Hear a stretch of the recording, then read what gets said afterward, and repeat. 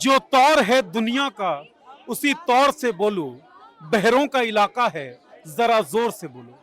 दोस्तों, जंतर मंतर पे ये भीड़ एक आम प्रोटेस्ट नहीं है। ये प्रोटेस्ट है पत्रकारों के हक में, ये प्रोटेस्ट है फ्रीडम ऑफ स्पीच के हक में, ये प्रोटेस्ट है जमहूरियत के हक में, ये प्रोटेस्ट हमारा है। सो इस प्रोटेस्ट की रिपोर्टिंग के साथ साथ हम इस प्रोटेस्ट के पार्टिसिपेंट भी हैं। कहा जा रहा है कि न्यूज क्लिक ने चाइना से फंडिंग ली।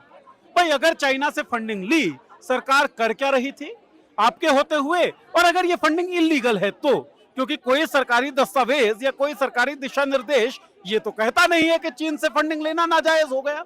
अगर ये फंडिंग नाजायज है, अगर ये फंडिंग इलीगल है, तो सरकार कर क्या रही थी? और अगर चाइना से फंडिंग लेना गलत है, तो पीएम केयर्स में जिन चाइनीज कंपनीज ने फंडिंग की है, उनकी डिटेल सार्वजनिक क्यों नहीं करते?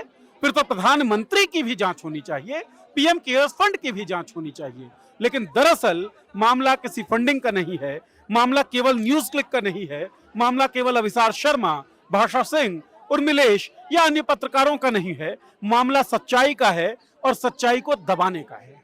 सच्चाई को दबाया क्यों जा रहा है? सच्चाई को दबाया इसलिए जा रहा है कि पिछले 9-10 सालों में जो इमारतें हम देख रहे हैं, वो इमारतें केवल झूठ की हैं।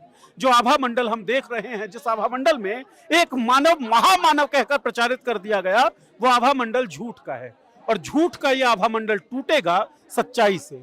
इसलिए सच्चाई सामने वाले और पत्रकारिता के कर्तव्यों का पालन करने वाले पत्रकारों पर लगातार हमले हो रहे हैं। हमने देखा किस तरीके से 2014 के बाद एक बड़े पत्रकार के शो का बायकॉट कर दिया सरकार में शामिल पार्टी ने। उसके बाद तमाम पत्रकारों की नौकरियां गई। जिन पत्रकारों को नहीं खरीद पाए, उनका चैनल ही खरीद लिया गया। उसके बाद जब वो डिजिटल प्लेटफॉर्म पे अपनी आवाज बुलंद करते हैं, तब भी उनको रोकने का, उनको डराने का, उनको धमकाने की कवायद जो है वो जारी है।